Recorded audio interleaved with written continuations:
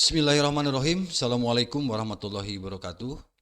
Jumpa lagi Bapak Ibu bersama Kang Edi Channel. Selamat bergabung dan selamat datang bagi yang baru menemukan channel ini. Bagi yang belum subscribe silahkan di subscribe terlebih dahulu. Mudah-mudahan info-info dari Kang Edi Channel ini bisa memberikan manfaat bagi Bapak dan Ibu. Pagi ini Bapak Ibu saya akan coba berbagi terkait dengan modul ajar atau RPP Plus ya untuk kurikulum Merdeka kelas 4 ya. Dan kali ini saya ambil mata pelajaran IPAS ya, Ilmu Pengetahuan Alam dan Sosial. Baik Bapak Ibu, lebih detailnya nanti saya akan coba di deskripsi Bapak Ibu ya, kita bagikan link-link ini adalah ini dapat di-download, dapat diunduh oleh Bapak dan Ibu berupa filenya adalah Word ya Bapak Ibu. Jadi nanti bisa dirubah, bisa diedit dan lain-lain. Jadi modul ajar kelas 4 ini untuk mata pelajaran IPAS bab 1, kemudian bab 2, bab 3, bab 4. Rasanya ini full Bapak Ibu ya. Full untuk mata pelajaran IPAS mulai dari bab 1 sampai bab 4. Oke Bapak Ibu, sebelum nanti Bapak Ibu membuka dan mengunduh ya link-link ini, sebaiknya kita simak dulu penjelasan tentang modul ajar untuk IPAS ya kelas 4 di dalam implementasi kurikulum Merdeka Bapak Ibu. Modul ajar sebagaimana kita tahu RPP Bapak Ibu ya, yang mungkin di sini ada RPP Plus, nanti kita cari tahu plusnya itu apa begitu. Modul ajar adalah sejumlah alat atau sarana media, metode, petunjuk dan pedoman yang dirancang secara sistematis dan menarik. Jadi kalau modul ajar tidak menarik namanya mungkin bukan modul ajar. Kemudian sistematis itu karena dari A sampai Z-nya runut begitu ya, rapih. Jadi diharapkan nanti Bapak Ibu ketika membuat modul ajar ini dibuat sedemikian rupa sehingga bisa menarik paling tidak ya tampilannya dan lain-lain. Nah, modul ajar ini merupakan implementasi dari alur tujuan pembelajaran. Jadi ini dikembangkan, modul ajar itu adalah turunan dari alur tujuan pembelajaran. Yang dikembangkan dari mana? Alur tujuan pembelajaran ini dikembangkan dari CP ya, capaian pembelajaran, tentu dengan profil pelajar Pancasila sebagai sasaran. Jadi apapun yang kita buat dari modul ajar ini, dari semua mata pelajaran, finalisasinya adalah ujung-ujungnya nanti ke profil pelajar Pancasila, karena itu adalah sasaran dari semua bidang studi Bapak Ibu. Baik, nah kita mengenali dulu komponen modul ajar. Ini harus Bapak Ibu ketahui komponen-komponen apa saja yang paling tidak ya, yang paling tidak dihadirkan di dalam tulisan kita ketika membuat modul ajar. Yang pertama ada identitas modul, ada kompetensi awal, kemudian ada profil pelajar Pancasila, sarana dan prasarana, kemudian target peserta dan model pembelajaran. Nah, paling tiga ada 6 komponen, minimalnya ada 6 komponen ketika Bapak Ibu akan membuat modul ajar. Sepertinya tidak hanya IPAS ya, tidak hanya mata pelajaran ilmu pengetahuan alam dan sosial, tetapi hampir seluruh mata pelajaran memang komponen-komponen yang paling tidak minimal ada adalah ini ya, 6 macam ini, 6 komponen ini. Baik, kita kupas satu-satu Bapak Ibu tentang identitas modul yang pertama. Nah, identitas modul ini di sini ada nama penyusun atau lembaga, tahun dibuatnya kapan, kemudian mata pelajarannya apa, jenjang sekolahnya apa, kelas berapa, alokasi waktunya berapa menit atau berapa jam. Ini adalah untuk identitas modul ya. Paling tidak mungkin di kepala, bagian kepala ya daripada modul ajar ini ya identitas modul. Kemudian yang berikutnya adalah kompetensi awal. Bapak Ibu yang sudah pernah mengajar tentu mengenali dengan apersepsi ya. Jadi mungkin pra pembelajaran. Nah, di sini di dalam kurikulum Merdeka istilahnya adalah kompetensi awal, di mana pengetahuan atau keterampilan yang perlu dimiliki siswa sebelum mempelajari topik tertentu. Kompetensi awal merupakan ukuran seberapa dalam.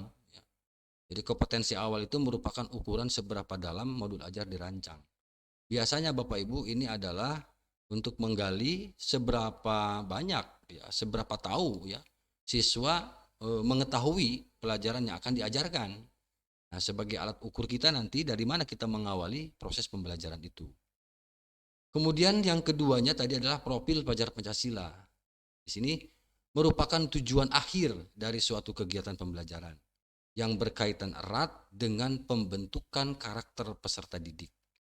Profil pelajar Pancasila ini dapat tercermin dalam konten dan atau metode pembelajaran. Jadi Bapak Ibu tolong diperhatikan juga ketika kita akan membuat modul ajar, profil pelajar Pancasila itu adalah sasaran kita, tujuan akhir kita, sehingga mengkaitkan antara materi yang kita ajarkan dengan berbagai karakter atau pembentukan karakter peserta didik.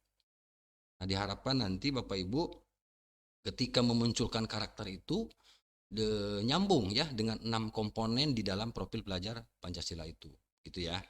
Oke, kita lanjut. Nah, sarana dan prasarana sekarang. Jadi di komponen berikutnya adalah di dalam modul ajar atau RPP itu ada sarana prasarana. Merupakan fasilitas dan bahan yang dibutuhkan untuk menunjang kegiatan pembelajaran. Jadi sarana ini merujuk pada alat dan bahan yang digunakan. Jadi ketika membuat modul ajar, misalnya materi tertentu, tentu kita akan menentukan apa saja yang dibutuhkan.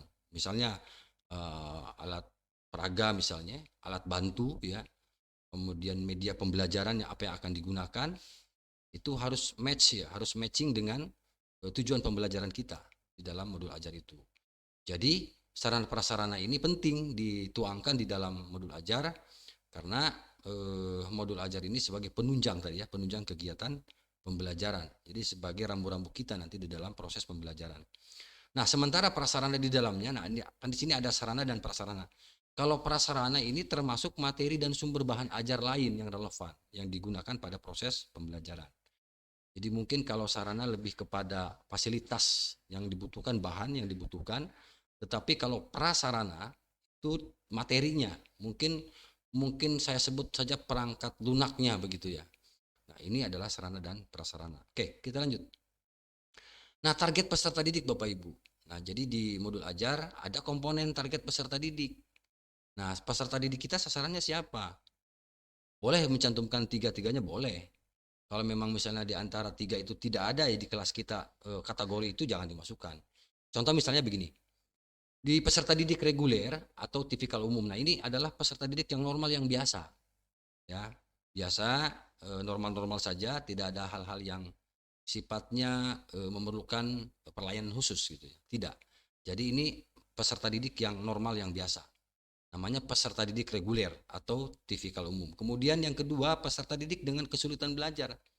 Mungkin di sini kesulitan belajar itu masuk ke dalam kategori ABK, anak berkebutuhan khusus. Misalnya telat berpikir, kemudian susah ngomong, pendengarannya kurang. Nah, itu seperti itu. Nah, ini harus ada perlakuan khusus barangkali, bisa di luar pembelajaran. Kemudian yang ketiga, peserta didik dengan pencapaian tinggi. Nah, ini adalah anak-anak yang di luar normal. Bukan dalam arti yang negatif ya, yang positif, tapi dia punya kelebihan kemampuan, punya kompetensi yang di atas rata-rata. Nah, itu juga kita harus ketahui. Agar kenapa? Sebab ketika kita mengajarkan tidak bisa dipisahkan.